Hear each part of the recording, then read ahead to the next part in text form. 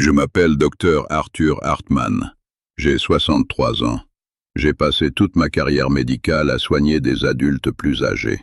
Je distribuais des ordonnances tous les jours et je célébrais avec mes patients au cabinet quand nous réussissions enfin à faire baisser leur tension artérielle à 120/80. Je me félicitais, pensant que je sauvais leur vie. Mais j'ai passé toutes ces années sans savoir une chose qui a tout changé quand je l'ai finalement découverte. Je les mettais en réalité en grand danger. Laissez-moi vous raconter ce qui s'est passé. Si vous avez plus de 70 ans et que votre médecin vient de se réjouir d'avoir fait baisser votre tension artérielle à ce chiffre parfait des manuels de médecine, vous devez entendre ceci. J'étais assis à mon bureau en train de lire une étude publiée dans le Journal of the American Medical Association. Ils ont suivi plus de 15 000 personnes âgées pendant 5 ans. Ce que j'ai lu contredit tout ce qu'on a dit à nous, les médecins, sur les objectifs de tension artérielle. Les personnes âgées avec une tension soi-disant parfaite avaient un risque 28% plus élevé de faire des chutes graves. Leur taux de mortalité était en fait pire que ceux des patients ayant des chiffres modérément plus élevés. Dans les prochaines minutes, je vais vous montrer la fourchette exacte de tension artérielle associée à la plus longue espérance de vie chez les adultes plus âgés.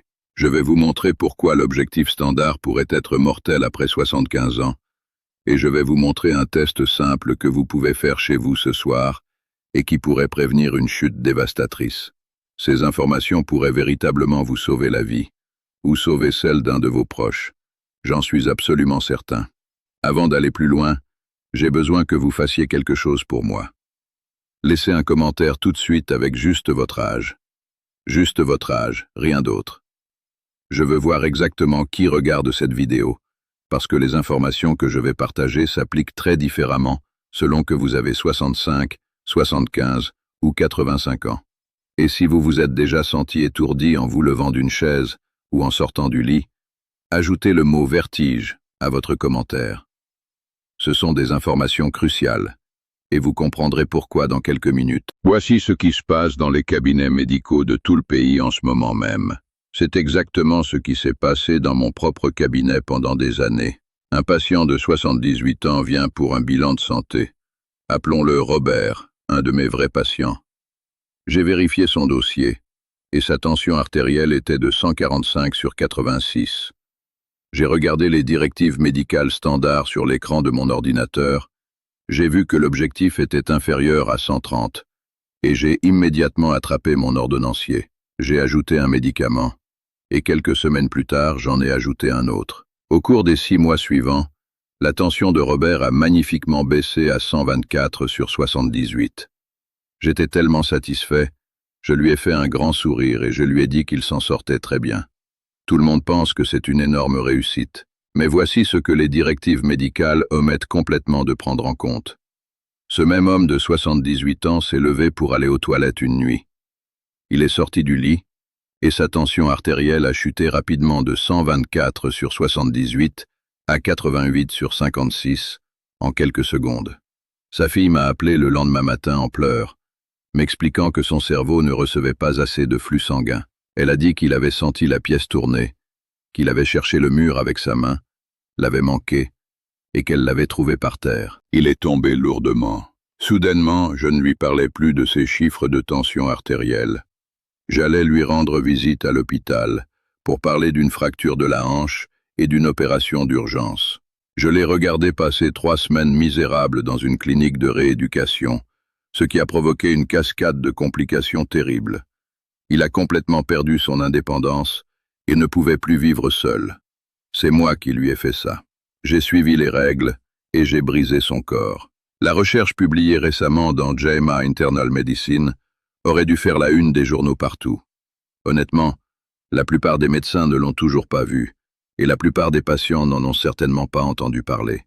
Cet énorme fossé entre ce que montre la recherche et ce qui se passe réellement dans la pratique médicale quotidienne coûte la vie à des gens. Voici la partie qui va sembler complètement contre-intuitive, alors j'ai besoin que vous restiez avec moi. C'est ici que tout change. Depuis des décennies, le mantra médical est simple. Une tension artérielle plus basse équivaut à de meilleurs résultats pour la santé. Pour les adultes d'âge moyen, dans la quarantaine et la cinquantaine, c'est en grande partie vrai. Contrôler sa tension artérielle à la mi-vie prévient les crises cardiaques, les accidents vasculaires cérébraux et les maladies rénales à l'avenir. Les preuves à ce sujet sont solides comme le roc. Mais quelque chose de fondamental change à l'intérieur de votre corps après 75 ans. La recherche montre clairement que les personnes âgées dont le chiffre supérieur de tension artérielle se situe entre 130 et 145 vivent en fait plus longtemps que celles dont la tension est inférieure à 120. Elles font moins de chutes, souffrent de moins de fractures osseuses, ont moins d'hospitalisations et conservent même de bien meilleures fonctions cognitives. Elles réfléchissent plus clairement. Le groupe qui a atteint ce parfait 120 sur 80 des manuels, ils ont eu des taux beaucoup plus élevés de vertige et d'évanouissement, ce que nous appelons une syncope en clinique. Ils ont eu des lésions rénales aiguës. Et oui, ils ont eu des taux de mortalité plus élevés. Ils sont morts plus tôt. Si vous êtes quelqu'un qui aime comprendre le pourquoi derrière les chiffres, et pas seulement se faire dire quoi faire par un médecin en blouse blanche, écoutez attentivement. Ce que je vais vous expliquer va vous donner une perspective complètement différente pour envisager votre tension artérielle en vieillissant. Votre système cardiovasculaire à 75 ans n'est pas seulement une version plus ancienne de votre système à 45 ans. Il est fondamentalement différent d'une manière qui change complètement la signification des chiffres de tension pour votre santé réelle. Laissez-moi vous expliquer les 3 changements critiques qui se produisent avec le vieillissement et pourquoi ils exigent des objectifs de tension artérielle totalement différents. Premièrement, nous devons parler de la rigidité artérielle. En vieillissant, vos artères deviennent moins élastiques. Pensez à un tuyau d'arrosage tout neuf, souple et flexible. Comparez maintenant cela à un tuyau qui est resté dans le jardin au soleil pendant 20 ans. Le vieux tuyau est rigide, dur, et pas du tout flexible. Vos artères subissent un processus très similaire appelé artériosclérose. Lorsque votre cœur pompe du sang dans ces artères rigides, elles ne peuvent tout simplement pas se dilater ou absorber l'onde de pression comme le font les artères jeunes. Cela signifie que vous avez en fait besoin d'une pression de base légèrement plus élevée à l'intérieur de ces tubes pour garantir qu'un flux sanguin adéquat atteigne votre cerveau et vos reins, surtout lorsque vous êtes debout contre la gravité. Deuxièmement, la fonction de vos barorécepteurs décline. Les barorécepteurs sont de minuscules capteurs cachés à l'intérieur de vos vaisseaux sanguins qui détectent les changements de pression.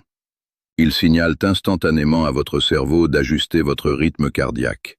Lorsqu'un jeune se lève, les barorécepteurs détectent la chute de pression en quelques millisecondes, déclenchant des réponses d'urgence pour stabiliser la pression instantanément. Mais ces capteurs deviennent beaucoup moins sensibles avec l'âge, réagissant beaucoup plus lentement. Si votre tension artérielle de base est déjà maintenue artificiellement basse par des pilules et que vos barorécepteurs sont lents, vous subissez une chute massive et dangereuse de la tension lorsque vous vous levez. Nous appelons cela l'hypotension orthostatique. C'est exactement ce qui a fait tomber Robert et lui a brisé la hanche. Troisièmement, le métabolisme de vos médicaments change complètement. Vos reins et votre foie n'éliminent tout simplement pas les médicaments de votre sang aussi efficacement à 75 ans qu'à 45 ans. Une dose de médicaments contre l'hypertension, qui est parfaitement appropriée pour une personne d'âge moyen, peut être totalement excessive pour un adulte plus âgé. Le médicament reste dans votre système beaucoup plus longtemps, poussant votre tension artérielle beaucoup trop bas. Laissez-moi vous dire exactement ce que cette récente recherche majeure a révélé, car les détails comptent. L'étude publiée dans JAMA Internal Medicine a suivi plus de 15 000 adultes de plus de 75 ans pendant une moyenne de 5 ans. Ce n'étaient pas des personnes âgées triées sur le volet et en super santé. C'étaient des adultes plus âgés du monde réel, y compris des personnes atteintes de diabète, ayant déjà eu des accidents vasculaires cérébraux, des maladies cardiaques et divers niveaux de fragilité physique. Ma salle d'attente est pleine de gens exactement comme ça. Les chercheurs ont suivi leur tension artérielle moyenne et ont surveillé exactement ce qui leur arrivait. Ils ont divisé les participants en groupes en fonction de leur tension artérielle systolique, qui est le chiffre du haut. Les groupes allaient de moins de 120 à plus de 150. Voici ce qu'ils ont trouvé. J'en ai eu la nausée quand je l'ai lu. Le taux de mortalité le plus bas se trouvait dans le groupe avec une pression systolique entre 130 et 140. Pas en dessous de 120. La fourchette modérée était la plus sûre. Ceux dont la tension était inférieure à 120 avaient un risque accru de 28% de chute grave, nécessitant un séjour à l'hôpital, des taux plus élevés de lésions rénales aiguës parce que la pression était trop faible pour pousser le sang à travers les reins, et un taux de mortalité globale de 14% supérieur à celui des personnes dans la fourchette de 130 à 140. Le groupe avec une tension supérieure à 150 avait également de graves problèmes, avec des taux d'accidents vasculaires cérébraux plus élevés et plus d'événements cardiovasculaires. Mais l'énorme surprise a été que la tension très basse était tout aussi dangereuse que la tension très élevée. Le point idéal absolu, la fourchette associée à la plus longue survie et à la meilleure qualité de vie, était plus élevé que ce que recommandent les directives conventionnelles. Imaginez que vous ayez 76 ans. Vous entrez dans le cabinet de votre médecin pour un examen de routine. Votre tension artérielle indique 142/84. Votre médecin a l'air inquiet, ouvre les directives et dit que nous devons faire baisser cela plus près de 120. On vous prescrit immédiatement un médicament fort. 2 mois plus tard, votre tension est de 128/78. Votre médecin est très satisfait, mais suggère d'ajouter un deuxième médicament juste pour la baisser encore un tout petit peu. 2 autres mois passent. Votre tension est maintenant de 122/76, et votre médecin dit que vous êtes un excellent patient. Vous vous sentez bien au début, mais ensuite, vous commencez à remarquer quelque chose d'étrange. Quand vous vous levez de votre fauteuil confortable, vous vous sentez momentanément étourdi. Quand vous vous levez de la table à manger, la pièce semble s'incliner sur le côté pendant une fraction de seconde. Vous en parlez à votre médecin, qui fait un geste de la main et dit que c'est probablement juste lié à l'âge, vous disant de vous lever simplement de manière graduelle. Mais ce qui se passe réellement à l'intérieur de votre corps est terrifiant. Votre tension artérielle, qui semble excellente quand vous êtes assis calmement dans le cabinet, chute de façon dramatique à la seconde où vous vous levez. Elle passe de 122/76 en position assise à peut-être 95/60 quand vous êtes debout. Votre cerveau subit des épisodes quotidiens et répétés de flux sanguin inadéquats. Vous affamez votre cerveau et vous courez un risque massif de chute. Personne ne le sait, car votre tension artérielle en position assise semble parfaite sur leur écran. Ce scénario se joue des milliers de fois chaque jour à travers le pays, et il est complètement évitable. Il est évitable si nous comprenons simplement que les objectifs de tension artérielle doivent absolument être individualisés en fonction de votre âge et de votre état fonctionnel. Voici ce qui est vraiment choquant pour moi en tant que professionnel de la santé. Il existe un test simple qui prend environ 3 minutes et qui peut facilement identifier si vos médicaments vous exposent à un risque grave de chute. Cela s'appelle la mesure des signes vitaux orthostatiques. Et j'ai honte de dire que la plupart des médecins ne le font pas en routine. Je ne l'ai pas fait en routine pendant des années. Laissez-moi vous apprendre exactement comment faire ce test chez vous ce soir. Vous avez besoin d'un tensiomètre domestique, disponible dans n'importe quelle pharmacie locale. Tout d'abord, allongez-vous à plat sur votre lit ou votre canapé. Réglez une minuterie sur 5 bonnes minutes, en vous reposant et en respirant normalement. Après les 5 minutes, vérifiez votre tension artérielle pendant que vous êtes encore allongé. Notez les 2 chiffres, le systolique supérieur et le diastolique inférieur, sur un morceau de papier. Maintenant, levez-vous. Vérifiez immédiatement votre tension artérielle à nouveau pendant que vous êtes debout. N'attendez pas.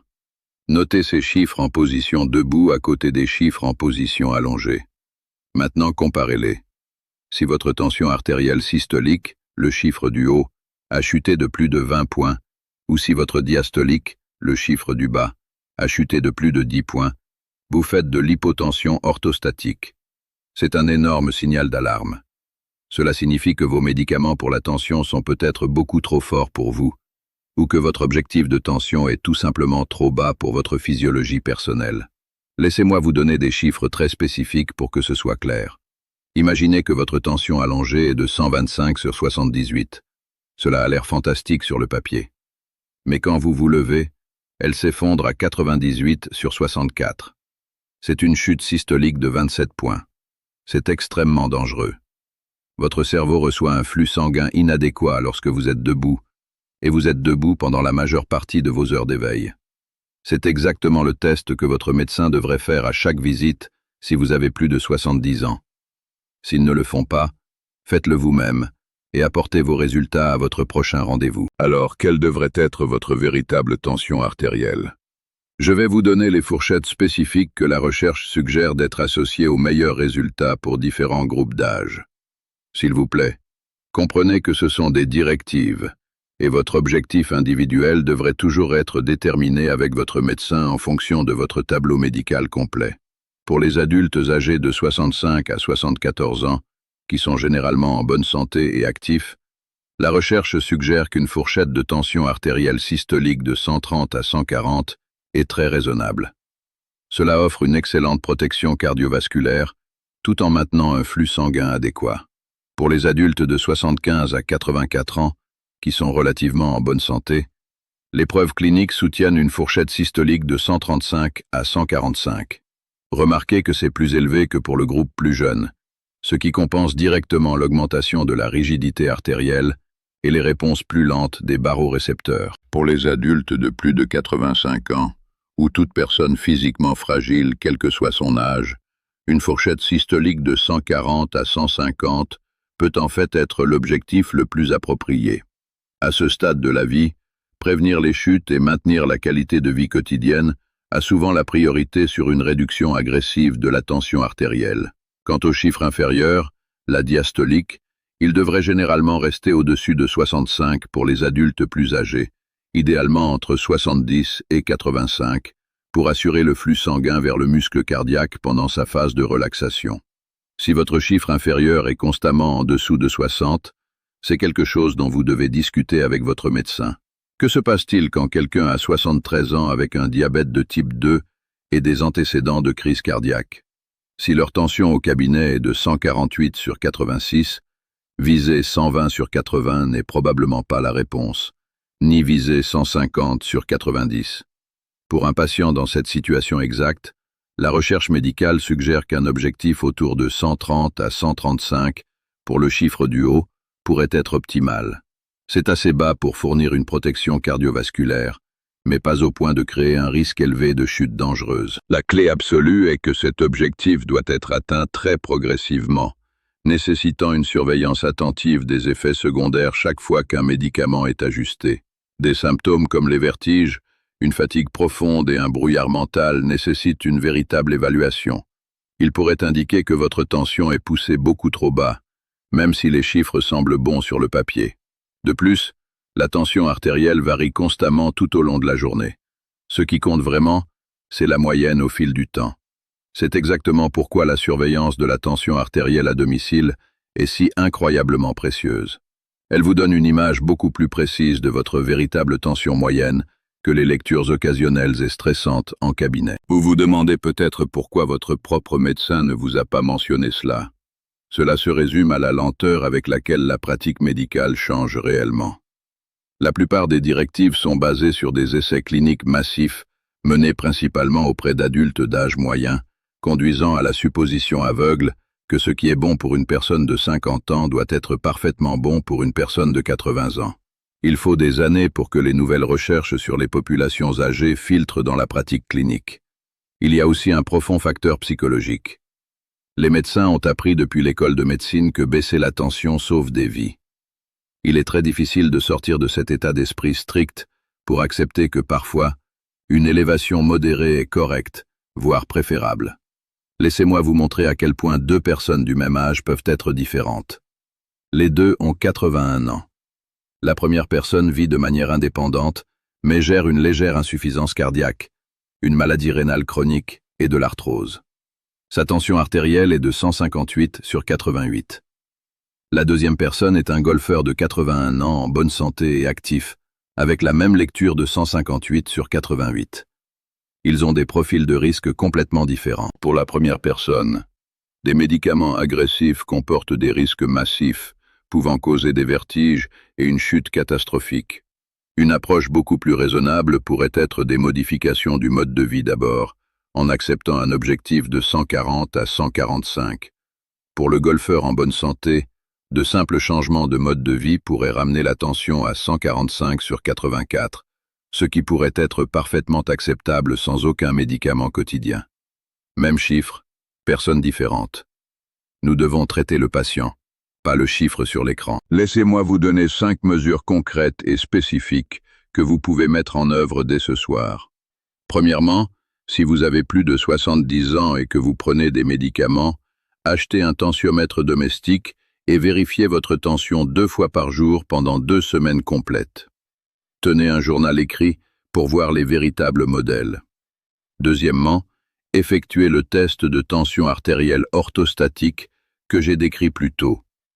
Si vous avez une baisse de plus de 20 points sur le chiffre du haut ou de 10 points sur celui du bas, notez-le pour en discuter avec votre médecin. Troisièmement, évaluez honnêtement vos symptômes quotidiens.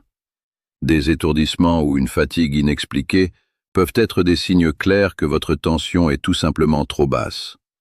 Quatrièmement, prenez rendez-vous pour discuter spécifiquement de vos objectifs. N'acceptez pas aveuglément une déclaration générale. Regardez-les dans les yeux et demandez quel objectif est approprié compte tenu de votre âge et de votre santé spécifique. Cinquièmement, si vous ressentez des effets secondaires, parlez-en. Souvent, les doses peuvent être ajustées pour améliorer votre qualité de vie quotidienne, tout en offrant une excellente protection. Voici ce que vous savez maintenant et que la plupart des gens ne comprennent pas complètement. Les objectifs de tension artérielle ne devraient jamais être universels. Pour les adultes plus âgés, en particulier ceux de plus de 75 ans, une tension supérieure de l'ordre de 130 à 145 est fortement associée à la plus longue survie et à la meilleure qualité de vie absolue. Vous avez appris que l'hypotension orthostatique est bien plus dangereuse qu'une tension artérielle assise modérément élevée, et exactement comment la tester chez vous. Vous n'êtes plus seulement un simple destinataire passif de conseils médicaux, vous êtes un participant informé dans vos propres soins de santé, et c'est incroyablement valorisant. Vous êtes maintenant mieux informé sur la gestion de la tension artérielle chez les personnes âgées que probablement 90% des personnes de votre âge. Si ces informations vous ont apporté de la clarté aujourd'hui, ont répondu à des questions que vous vous posiez secrètement et vous ont donné la confiance nécessaire pour vous défendre, alors j'ai fait mon travail de médecin. Laissez un commentaire tout de suite en disant le mot « informé ». Si vous vous sentez mieux équipé pour en discuter avec votre médecin, partagez s'il vous plaît cette vidéo avec des amis ou des membres de la famille de plus de 65 ans qui pourraient en bénéficier. Laissez un j'aime et abonnez-vous à Vital après 60. Dans ma prochaine vidéo, je vais parler de 3 suppléments spécifiques qui, selon les recherches, peuvent réellement soutenir naturellement une tension artérielle saine, et j'exposerai 2 suppléments populaires qui sont une perte totale de votre argent. L'industrie des suppléments est pleine de fausses affirmations, et je vais vous montrer exactement ce que disent les preuves cliniques. On se voit là-bas. N'oubliez pas, s'il vous plaît, que cette vidéo est uniquement à des fins éducatives et informatives. N'ajustez ou n'arrêtez jamais vos médicaments sans consulter d'abord votre professionnel de la santé. Consultez toujours un professionnel qualifié avant d'apporter des modifications. Prenez bien soin de vous.